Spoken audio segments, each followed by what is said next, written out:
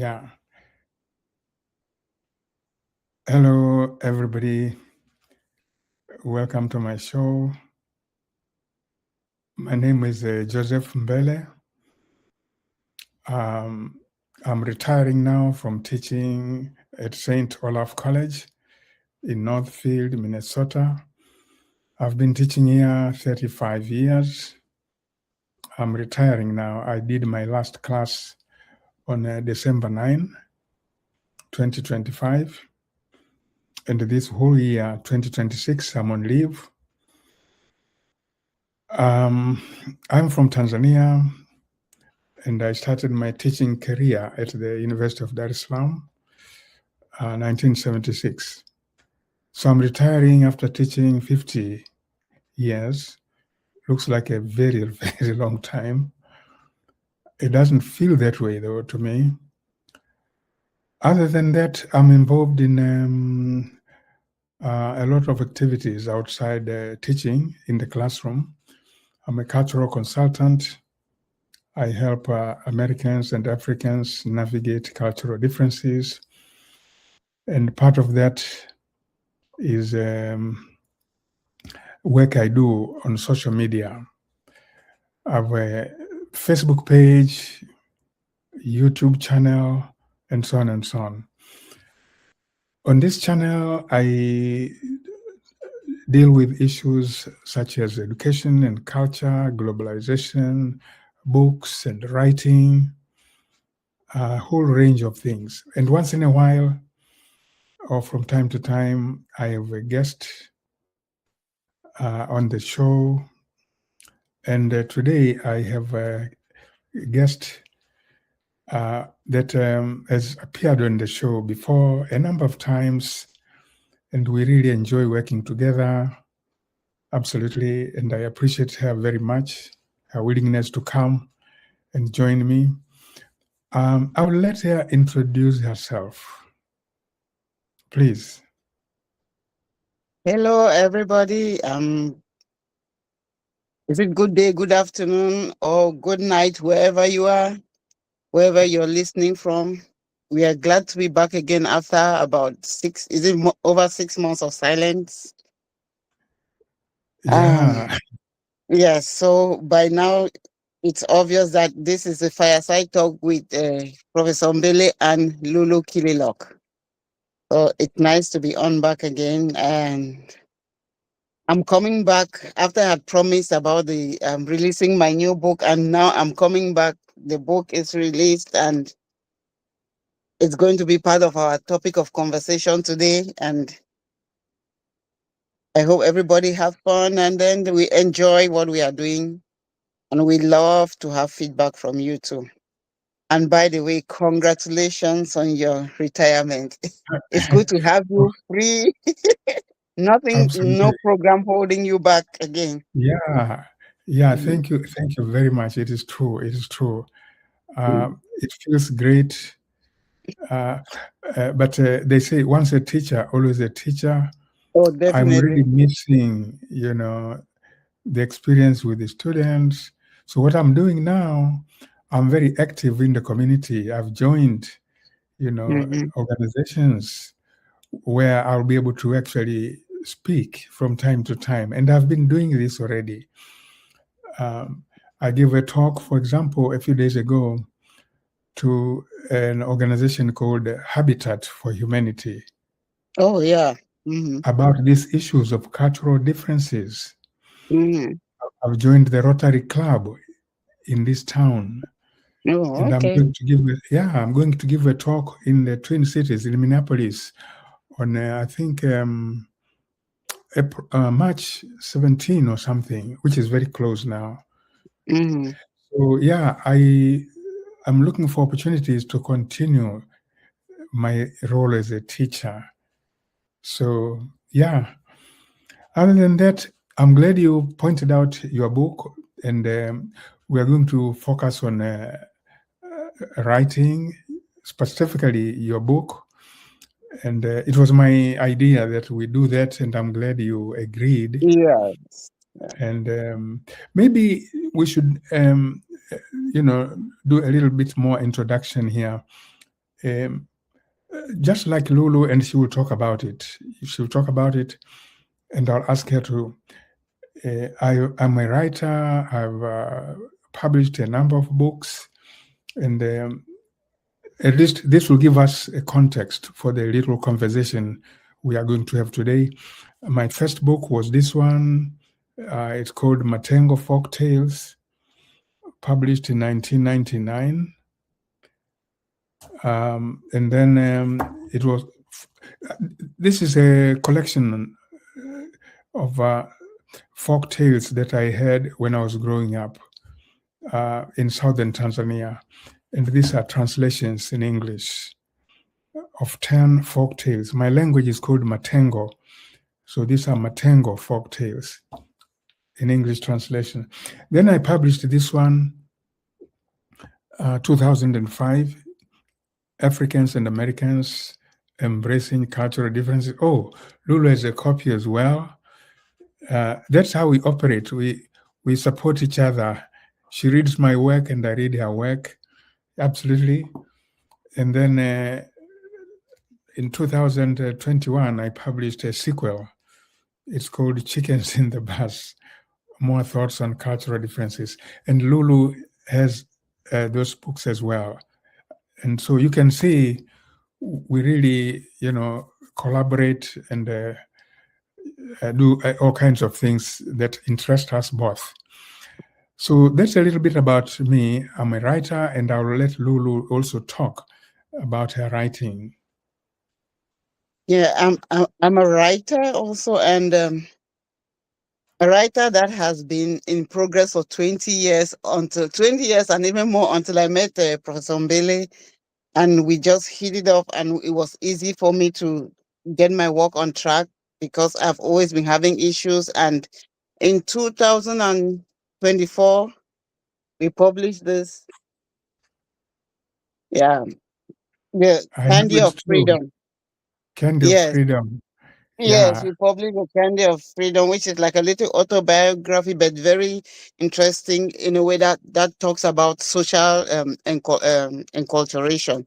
For me, it's not just about my life; it's about culture, how it affects me and my interaction with society. And then in the 2020, is it 2000, I think 2026? No, 24, 2025, we 24. did this. 25. Yeah, that was last year. Yes. Yeah, this was last year, 2025. We had this Mm-hmm. counterclockwise, which is also it talks about culture, the manipulative grasp of enculturation and socialization. Those are the things I like to talk about because those are the things that influence us and impact us a lot in many ways that actually shape how we present ourselves in society. So, Yeah. And it yes. has been really exciting for us to discover our common interests in uh, writing about our African culture. Lulu is from Cameroon. I'm from Tanzania. Uh, and, she represents the women's side of things. And I'm talking like a man. So we've discovered a lot of complementarity, but also we have occasionally clashed. And it's been just a very positive experience. you Yeah. know, African men versus African women. Mhm. So it's been quite exciting. And the readers of our books will discover this very easily. They will see this very easily. Since I'm the one who wrote first, you will find, I'm talking about African culture, and I'm, just talking and talking and talking, unaware of how women would talk about those same issues that I talk about. So Lulu and I, just discovering that dimension, it has made us so excited about working together because we are now giving the African culture from the two sides. Yeah. Maybe you can say something there as well. Oh, yes. I think it's important to hear both voices. That Mm-hmm. will enable us to understand each other. where we are coming from and why we do appreciate those cultures differently Mm-hmm. the way we Mm-hmm. do, because that is going to be exactly part of what we are going to be discussing today. Why is it Yeah. that the feminine perspective of some of those cultures is completely different from the masculine perspective of the Yeah. culture? Yeah. Yeah. Yeah. And we have learned a lot from each other because of Yes, probing definitely. those Mhm. cultural realities. And Yeah. we have had so many moments, sometimes tense, but a lot of learning. Yeah, a lot of And, learning. and we have learned to put up with each other's idiosyncrasies. And so, yeah, no Oh, matter that's how cool. we disagree or we discover we have really very, very different perspectives. But at the end of the day, we have learned that when we talk about our culture, we need to talk about the complexities and the Yes. ambiguities. Yeah. And so today, I was asking Lulu uh, um, that we focus on uh, the first paragraph of her book, which really states this what I call ambiguities and contradictions. This book, Counterclockwise, Lulu's second book. And so I was telling Lulu, why don't we spend our time in this conversation looking at what you say here? You talk about African culture just like I do, but Yeah. then this is what you say, that um, there are elements in our culture, you know, and you find, there are elements that nourish and elevate, the humanity of the Africans. Then you encounter an element that, and I'm quoting your word, an element that nourishes and elevates their humanity. And then you find another element in the culture that dehumanizes and diminishes the humanity of the people. I Yeah. found this to be a very powerful comment and insight, and I really would like us to talk about it a little bit. And stated differently, you also say um, um, you find the same cultural precepts that bring joy and delight. There's some aspect, some concept, precept that brings joy and delight to some, and then it's the same precept or concept that brings pain and suffering to others. I like this way of looking at our culture. There is an element in our culture that will bring joy to some and pain to others. This is very thought provoking. And so Yeah. you'd also say there are some practices or norms that give protections, and at the same time they make other people vulnerable to abuse. These paradoxes, you know, I decided we should really talk a little bit about these paradoxes. And my way of talking about it is this. If I may just start. When I was thinking about this, first of all, the audience needs to know you and I worked through this manuscript, Yes. We do. line Yeah. by line, word by word. It took Yeah. months. But now reading the book itself, and looking at this paragraph, these statements here, you know what? I was thinking about what we read in Things Fall Apart, that novel, the novel from Nigeria, Chinua Yeah. Achebe's novel. Yeah. Okay. Mm-hmm. Yeah. Um, you find a lot of people now talk about our African culture. It's founded on the principles of Ubuntu. They talk about Ubuntu, you know, Mm-hmm. affirming our common humanity, affirming Yeah. that I'm here because you are here, and Yeah. affirming the interdependence, and Yeah. there's I am harmony. because you are. Exactly. Mm. But when I come to your point here now, I think about Things Fall Apart. You have outcasts in that culture who are not embraced at all. It's a culture that casts off, that marginalizes the outcasts. And the twins, they throw away twins, you know. So they don't really embrace people the way the Ubuntu idea would would make us believe. And again, when I was reading this, my thoughts were with Things Fall Apart. Again, I just want to share this like this, and I don't know how you would explain this yourself, but the fact that we have contradictions, that's what I was looking at, that's what I was thinking about. And Things Fall Apart came to me directly.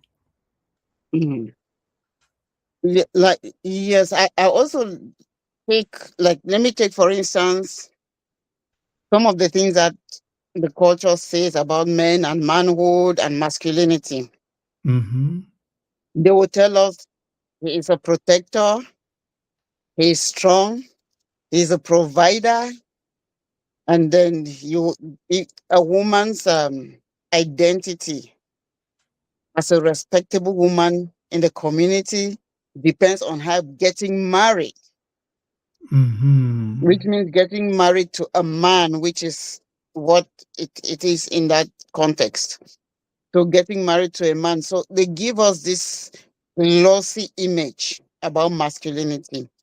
They train women, absolutely train and condition women how to be housewives, how to Uh-huh. be good women, how to cook and how to take care of your husband, how to please your husband. And in the same aspect of getting the man ready to become a husband, there's absolutely no training.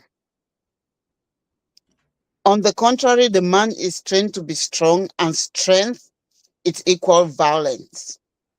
Mm-hmm. The Mm-hmm. man is trained to be emotionally tough, which equals emotional indifference, a lack of Mm-hmm. compassion to prove that you are tough. Mm-hmm. So it's, in as much as it is told to us as a very beautiful thing, but people are not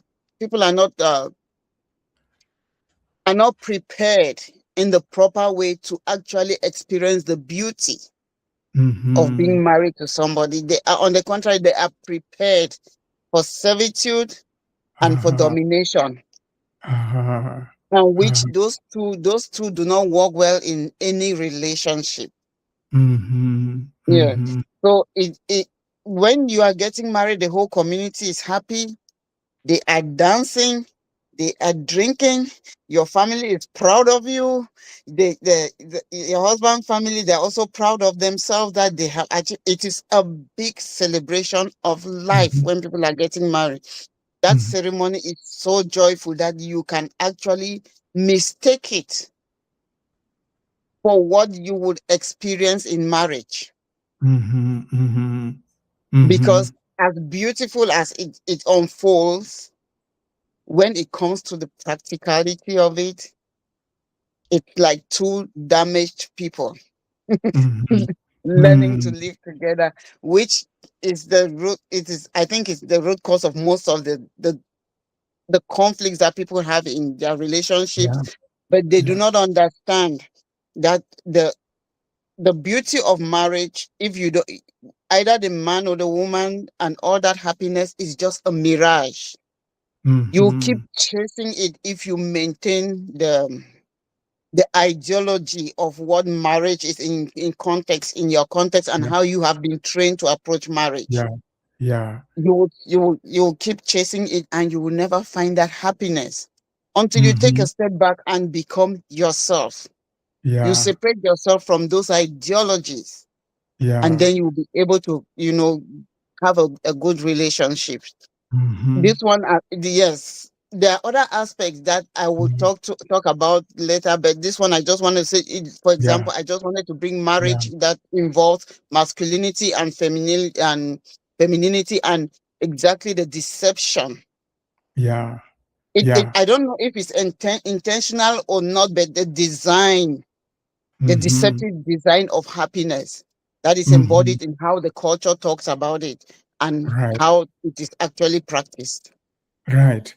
Wow. That's a very powerful elaboration. And as you are talking, I'm telling myself, this is exactly what the whole book is all about. Yes, This particular book, you do yes, that consistently throughout, chapter after chapter after chapter. You elaborate on yeah, these unfortunate paradoxes and contradictions. Um, I'm glad you put it the way you have put it, because again, you really take me back to things fall apart. The main character, that man, the strong man, or Conquer, he embodies yes, exactly the issues you have raised. He was yeah, brought up in a culture which celebrates and encourages, you know, what they consider to be manhood, proper hmm, manhood, yeah, you know. Um, and Okonko is very much imbued with those, ideas about manhood, mm-hmm. which ends up being very oppressive and, I should say, inhuman, because, He himself, it actually drove him crazy. yes, yes, yes. So, And so he is brutal, he is violent, and he mhm, believes that's what it is to be a man. to be a man, yes, that's how Now, he has been taught to be a man. exactly. And then he abuses the women, he dismisses anything that he calls feminine. You know, he doesn't Mhm, want any association with the feminine qualities. Even in his children, there's a boy he has, there's a son that he has, and he doesn't like that son. He feels, sad that he has a son who doesn't act like a potential man. So yeah, what you say takes me back to things fall apart again. And fortunately, in that same novel, the society, the elders, they caution that Okonko's behavior is not the right behavior. That beating yes, of the women, they tell him no. yes, They tell him it's not bravery when a man fights with a woman. hmm, They tell him that there's a guy in that novel who is an abuser. um, yeah, we can debate that whole idea again of it's not bravery when a man fights with a woman. I think that statement you and I can argue about that, you know. But they tell him they tell the offending man, the man who hmm, beats his wife, not to do that because that's not what a man should be. yeah. And it's also important when we are talking of African culture, we can just situate it like a contemporary African culture, Yeah. because going back, there's a difference. There's actually a Mm-hmm. difference of how our cultures were practiced before colonialism Mm-hmm. and during colonialism and neo-colonialism period. Yeah. Yeah, because there was a shift with Yeah. colonialism. Oh Yes, yes. Yes. there was a big shift. It doesn't mean that Yeah. what was there was perfect, but colonialism came brought in patriarchy that Yeah. was absolutely Yeah. dehumanizing Yeah. Yeah. to Yeah. both the men equally and the Yeah. women. Yeah. And so it influenced the way we have been, Yeah. interpreting our cultural. So it's Oh yes. our cultural norms. So it is important Yeah. for us to we Yeah. understand that what we are talking about now is about Yeah. contemporary African culture, the way it Yeah. Yeah. Yeah. it unfolds itself. Absolutely. Colonialism, and Mhm. not many people know this. Not many people know that colonialism actually diminished the power of women. Yes, a lot. Mhm. Before colonialism, before Europeans came, the position of women was better, than what it is Yes. today. It Hmm. sounds very paradoxical because people like to Hmm. glorify westernization, they call it. Yes, they They glorify you like to about. glorify it, but it was Yeah. not a benefit for the women in Africa. No, it wasn't. It wasn't. Yeah. And maybe someday we should have a program where we develop this, because I Yes. think a lot of people listening to us out there might be really surprised, perhaps shocked that we dare say this thing, about westernization, because the It's Westerners not. said they came to civilize. They brought us. They were on a civilizing mission, and here we are saying, nope, give us a break. No, it Yeah, wasn't. Yeah. at least in that sense, at least in terms of the relations between men and women, and the women Mm. losing the power that they Yes. used to have, Yes. spiritual, political, and other kinds of power. Yes. Yeah. Yeah, Mm. yeah. Um, as I was saying, um, what you have just said here and the bits and pieces I picked up, and this, by the way, it's on the very first page of the book. Yes. I was saying that's basically the spirit of the entire book. And Yes. so, if our listeners, are very curious about this, they should definitely get the book itself and read it. Oh yeah. There's a lot more to learn about. Yeah, Yes. We like in the book we talk about inheritance in yeah, yeah, some yeah, cultures. Like yeah, if there is a death in the family, if the father yeah, of the family that who is a head of the family, he yeah, passes away, somebody else yeah, inherits everything. That yeah, person is happy to be the next successor, but yeah. unfortunately, they are taking everything away from the widow and the children, and they have to Absolutely, fend for themselves. Yes, so it absolutely. is those the same cultural norm that has made that man rich and powerful has Yeah, absolutely taken away the yeah, livelihood and the yeah, dignity and the power yeah, of the widow and the kids. yeah, So, yeah, yeah. mm, So these are things to think about, and they are very provocative. But I'm glad that they enable us to take a critical look at our culture. yes. And I will suggest, since maybe we don't want to go too long, I will suggest that we do future talks of this kind, where we Mhm. focus on what we have actually written. Yes. Because before you published your book, we started this YouTube conversations before you published your book, I think. Oh Yeah, we no, did. Yes, we had a series. We sent out a few. yeah, yeah, Yeah. yeah, yeah. We had a conversation. In fact, Yes. our first conversation was in uh, Yeah, with Samba's show, Samba. Yes. where you had not published your books yet. No, not yet. Yes. Exactly. But that was the day when you told me, or when you told me you were writing or thinking about writing. Hmm. It was that day, 3 years ago. I was looking Yes. at that show again today. I was watching it. It was 3 years ago. It was April 2023. Oh It's wow. almost 3 years ago. It looks Yeah. like it was just last month.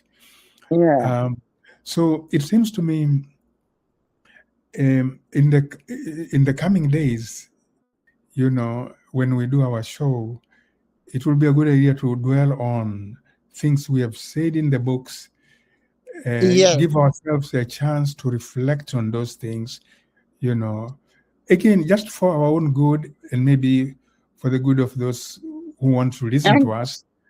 to start a Yeah, discussion, if we say yeah, something and a viewer has a question, it's okay to put it in the comment section.